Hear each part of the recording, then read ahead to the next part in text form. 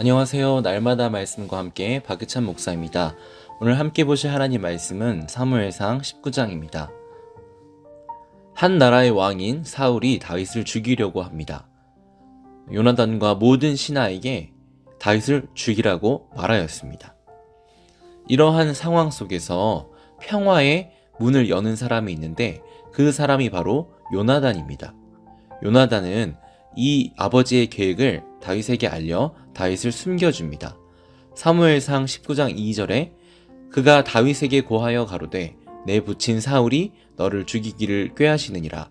그러므로 이제 청하노니 아침에 조심하여 은밀한 곳에 숨어 있으라. 이렇게 다윗을 숨겨준 사실이 발각이 되면 아무리 왕의 아들이라고 할지라도 책임을 물어야 했습니다. 심지어 죽을 수도 있습니다. 하지만 요나단은 망설임이 없었습니다.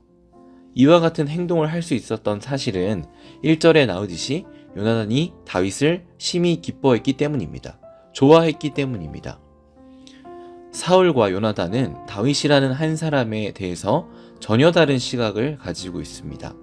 사울은 다윗이 위협이 되는 제거의 대상이지만 요나단은 다윗이 사랑의 대상이었습니다.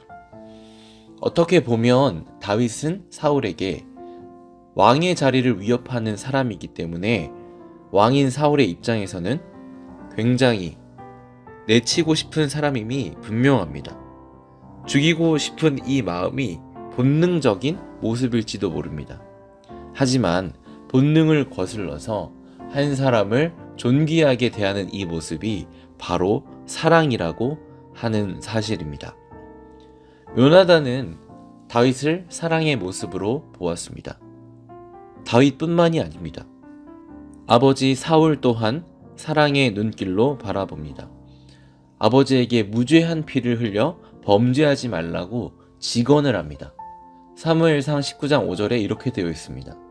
어찌 무고히 다윗을 죽여 무죄한 피를 흘려 범죄하려 하시나이까? 아버지에게 직언을 하는 일은 쉬운 일이 아닙니다. 하지만 아버지가 무죄한 피를 흘려서 하나님 앞에 범죄하지 않기를 원하기 때문에 직언을 합니다. 이것이 바로 생명을 살리는 사랑입니다. 아버지를 존중히 여기고 귀히 여겼기 때문에 사랑의 마음으로 직언을 할 수 있었습니다. 요나단은 지혜롭게 아버지를 설득하여서 마음을 돌리게 하였고 다윗은 다시 사울 곁에 머무를 수 있었습니다. 19장 7절에 요나단이 다윗을 불러 그 모든 일을 알게 하고 그를 사울에게로 인도하니 그가 사울 앞에 여전히 있으니라. 하지만 이러한 상태는 오래가지 않았습니다. 블레셋과 전쟁이 다시 일어났고 다윗이 나가 싸워 승리하게 되자 질투의 이 불이 다시금 사울에게 불타올랐습니다.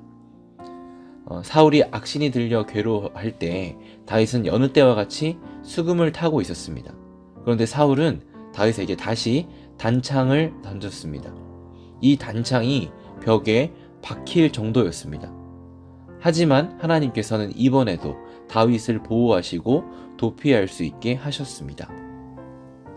그것이 바로 10절에 나오는 상황입니다. 살의에 충만한 사울은 이렇게 도망간 다윗을 쫓아갔습니다. 이튿날 아침 다윗의 집으로 그의 사자들을 보내어 다윗을 죽이려고 하였습니다.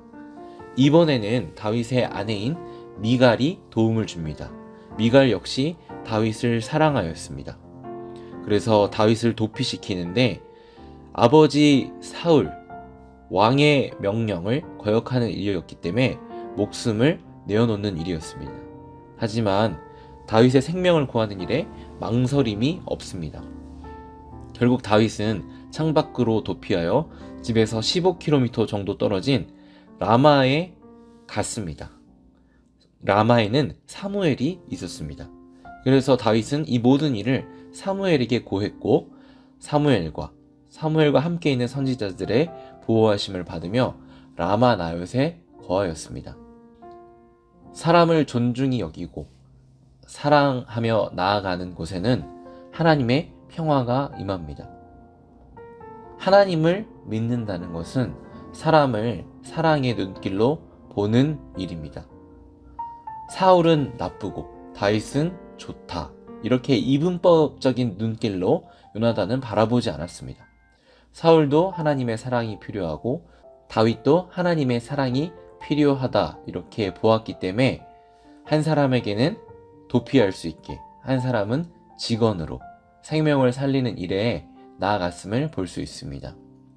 우리 귀한 시운소 성도 여러분, 오늘 우리 하루 사랑의 마음으로 직언을 해야 할 사람에게는 직언을 하고 또 품어야 할 사람에게는 품는 그러한 모습으로 생명을 살리는 일에 우리가 동참했으면 좋겠습니다.